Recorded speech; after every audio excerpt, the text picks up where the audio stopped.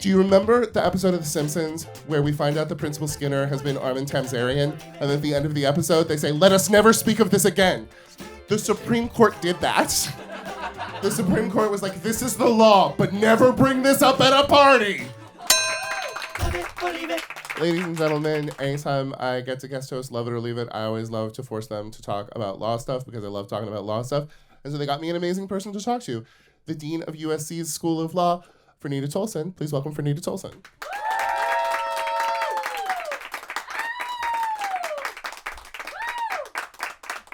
Thank you for having me.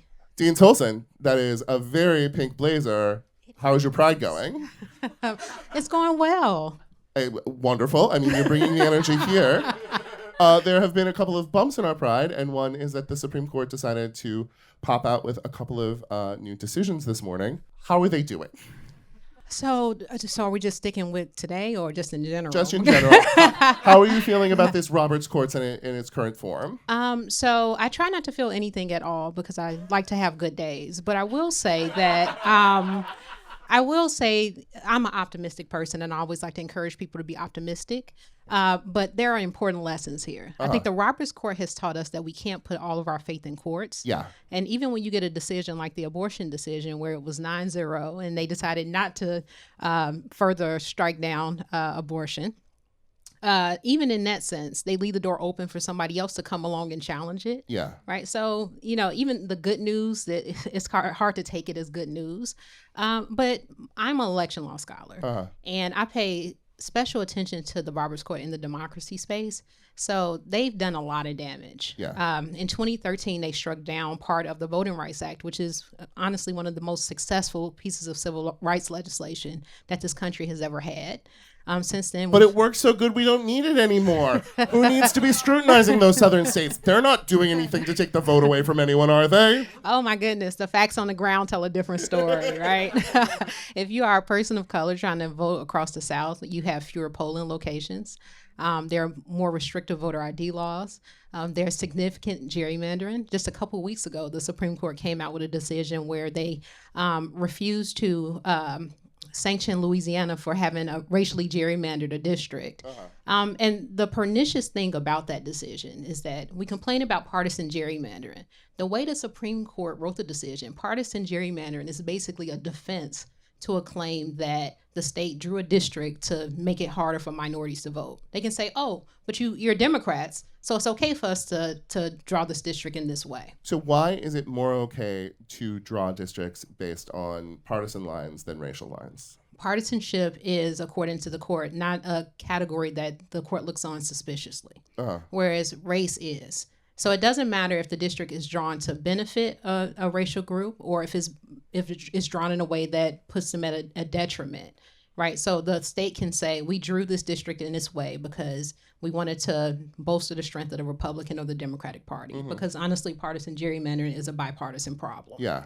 Right. So partisanship has emerged as a defense to even the most egregious racial gerrymandering. So at the end of the day, do you approve more of bipartisan independent bodies districting like in California than letting state legislatures do it in a partisan fashion? I definitely think it's a step in the right direction, right? No system is going to be perfect. In part, even, polarization is a problem that affects voters and regular people as well as people who are elected. So I don't mean to suggest that it's a perfect solution, but it is a better solution than having state legislatures draw lines in ways that benefit whoever the majority party is. So right now, like with a very solidly conservative court and all of them seeming relatively healthy, do you think the thing that we should be most scared about is election law, or do you think there's some other area of law that has you having a little trouble getting to sleep at night?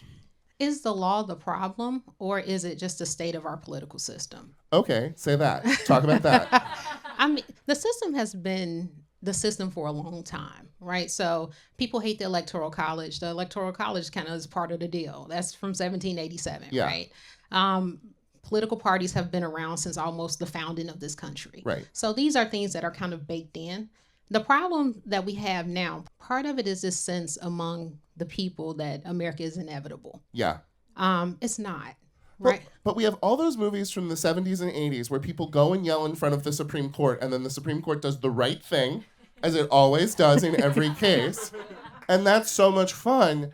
And everybody going and voting and sort of hammering out some sort of political compromise never seems quite as cool. Yeah. Do you know what I mean? Guy, we both went to law school at a time where we were taught that the Warren Court was the best thing on the planet. Yes. Right? They saved the country. Yes. They did all of these things. Brown versus Board of Education. They have a lot of voting rights decisions. They made rulings that allowed the federal government, the president, to do things to protect people of color in this country. And we look at that court as the rule rather than the exception.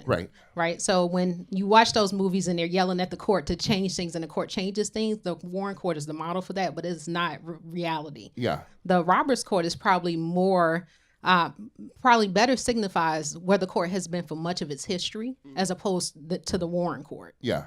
How do you think they will get involved with the January 6th decisions? Do you think that this court is scared of getting too involved in the presidential electoral process before the election? Or do you think that they are fully willing to get in there and make some mess? I think the court is the world's worst nosy neighbor in some ways. So let me explain what I mean by that. The court issues decisions where they sort of remove themselves from the political process a bit. So one prime example is the partisan gerrymandering decision from a few years ago, where the court said, we don't want to resolve these cases, right? These present political questions. We are not going to weigh in. But then last term, the court basically gives itself the power to oversee the ability of state Supreme Courts to tell state legislatures that they have violated the state constitution when it comes to gerrymandering. Yes. Right? So they are a nosy. It's and like a federal Supreme Court should not be putting its nose into a state constitution if it can avoid it. Well, the fact that it deals with congressional elections, they feel like that gives it a role to be able to have some oversight. Yeah. But in reality, they don't want the heat that comes with directly regulating partisan gerrymandering. And in fact, I would say some of the justices actually think that it's okay as a practice. Right? Justice Alito, he wrote the opinion out of Louisiana that I referenced. He's the one who wrote it. He actually says that partisan gerrymandering doesn't offend the Constitution at all.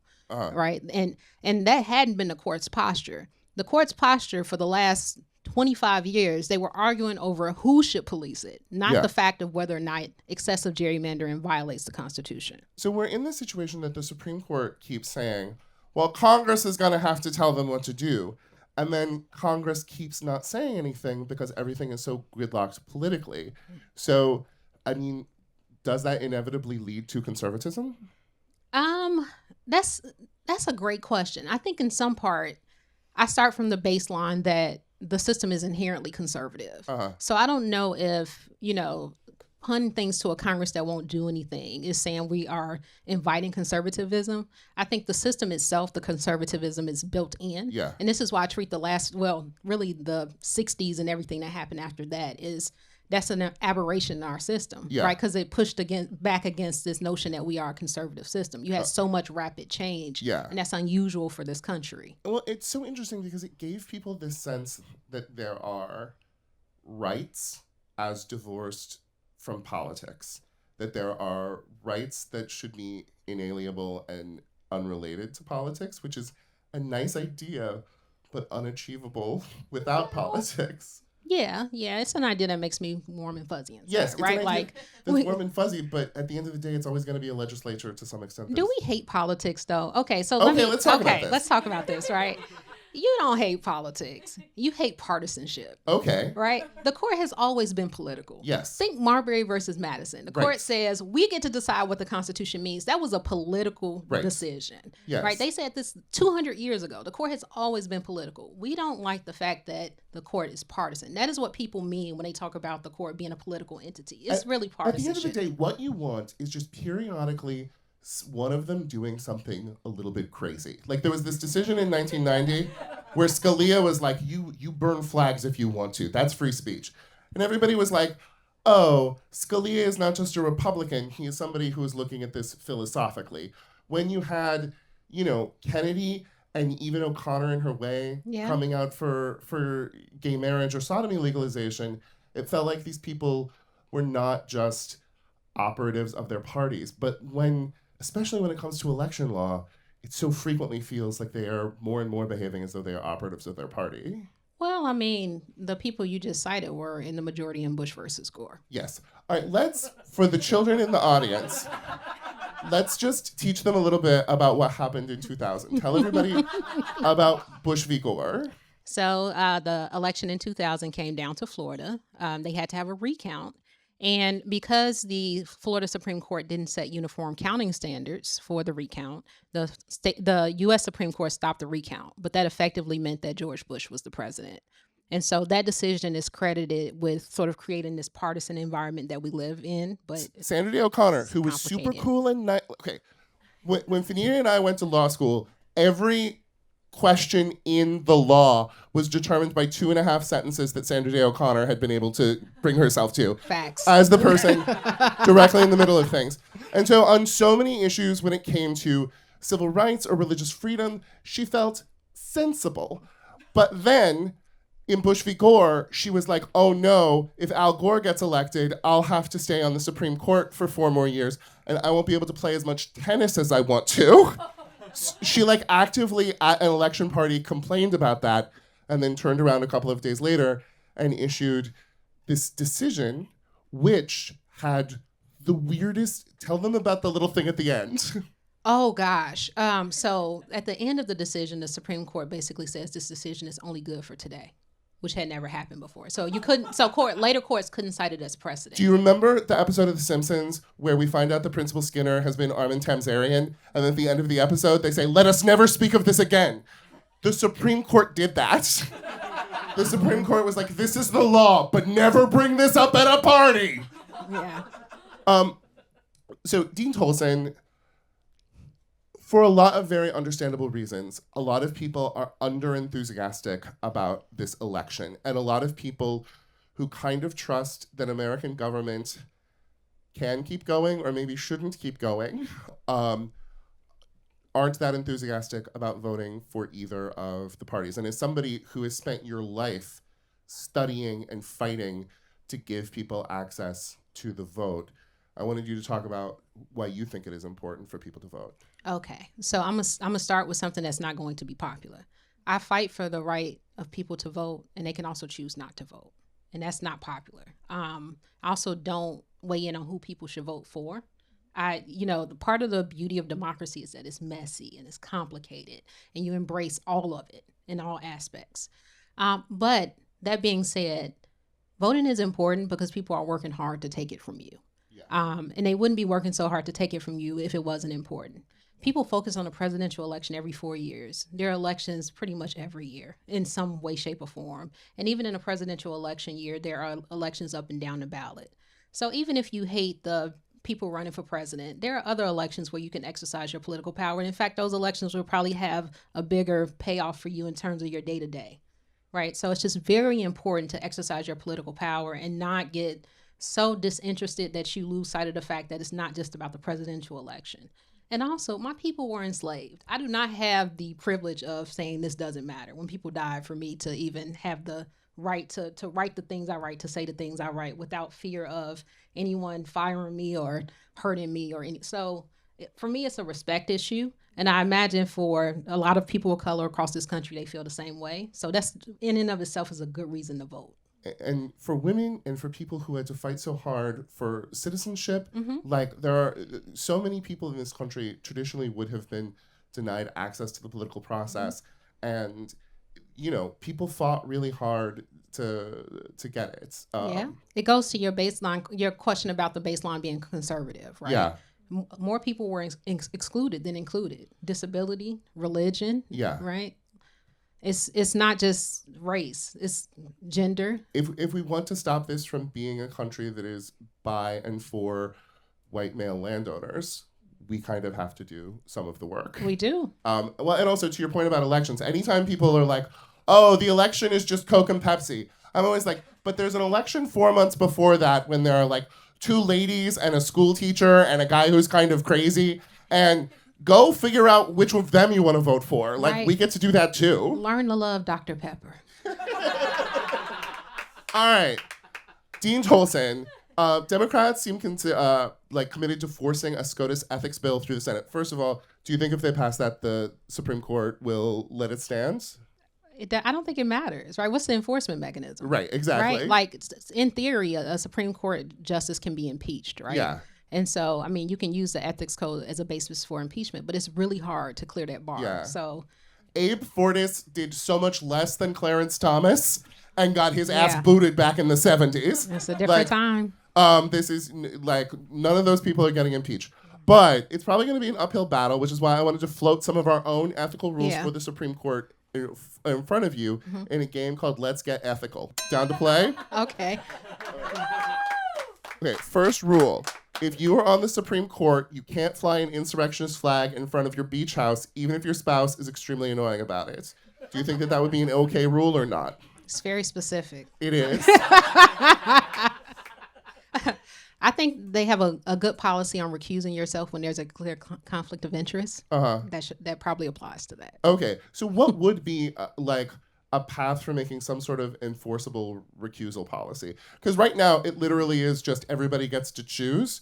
And like there was one time back in the 60s or 70s when just everybody had Alcoa stock and everybody had to recuse themselves. And so they had a bunch of people who weren't Supreme Court justices make the ruling. But like nobody recuses themselves anymore, do they? No, not really. And well, they do. I mean, they do occasionally, Yeah. but it's in cases where people don't even take note of it because people are watching the high profile cases to see who recuse, and people don't recuse Yeah. in those cases. So how could we do something for enforceable recusal? I don't know. Okay. I just don't think that there's a good answer to that. Yeah. This doesn't mean that Congress doesn't have other tools. I mean, Congress has the power of the purse. Congress could always strip the court's jurisdiction over certain matters. Yeah. These are things that Congress has done in the past. I'm not necessarily advocating it here, but I know that there's always this sense that because nothing's happening, Congress can't do anything, and that's just not true. There are things Congress can do, and I'm not saying that they're necessarily appropriate in this circumstance that at least should inform the conversation, I think. All right. Rule 2. If you make a ruling that impacts a community of which you are not a member, you have to dress up as a member of that community for a day and live as one of them, like when Tyra wore the fat suit. I don't know if a day is long enough. Okay. If you uphold anti-trans or gay legislation, you do not get to listen to the fun 90s dance music they play at CVS or Walgreens. That is absolutely fair. All right. Once a year, the entire Supreme Court has to go on a girls' trip to somewhere in the Caribbean where they will drink a few margs, get in the hot tub, and really reconnect. That's like my worst nightmare. Being in Tulum and running into like Alito in his swim shorts. No, thank you. No. Okay. If you make Sonia Sotomayor cry, you have to apologize privately, publicly, and with a cookie cake of her choosing. Here, we found an example. This is a heart chip cookie cake that says, "I'm very sorry." Do you think that should be required? As long as you have to also post it on social media. Okay. A majority of justices should be allowed to force recusal from a justice who has a personal interest in a case. I actually like that. Okay. Yeah, I like that. Okay. But then force them under threat of what? I mean, like, that's the thing. I mean, if you had an operation and there was a formal vote, one could argue that they then just, like, couldn't sit. I mean, the thing is like, collegiality matters so much. Yeah.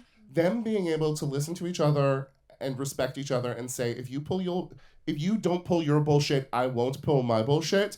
And, like, it's why when you get those stories about, oh, Scalia and Ginsburg were friends, it sounds so corny and so all of that, but like, it kind of matters. And it also kind of matters that your colleagues looking at you and being like, why the fuck are you listening to this? Your son is like counsel for that department. But I do think that particular rule raises the question of what the Chief Justice can do, right? Because the norm setting starts at the top. Yes. I mean, say what you like about Roberts. He has tried a little bit.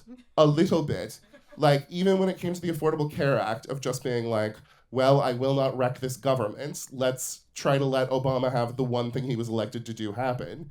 Like, Roberts has made some noises. It hasn't been enough, but somebody has to set norms, you know? I don't even know if that's about norm setting, and I'm also not in business of congratulating people for doing what they're supposed to do anyway. Yes, fair. Justices should have to disclose all gifts received and provide explanations for why those gifts don't violate the emoluments clause. I love it. Could one take emoluments clause action against somebody in a situation like Thomas? Or is the answer just, impeachment is the only response. There's nothing you can do without 60 I senators. feel like under our current system, impeachment is the only answer because it's really tough to think about who would have standing to bring the emoluments clause challenge. I feel like it's so easy to be like, Democrats don't do anything when we elect them with 51 senators. And it is just sort of like, baby, let's just see what 63 feels like. Let's see what it feels like when we can say, go fuck yourself, Kristen. We're passing laws. All right, and finally, but every justice must wash their robe themselves once a month, minimum. Twice a month. Ladies and gentlemen, Dean Franita Tolson.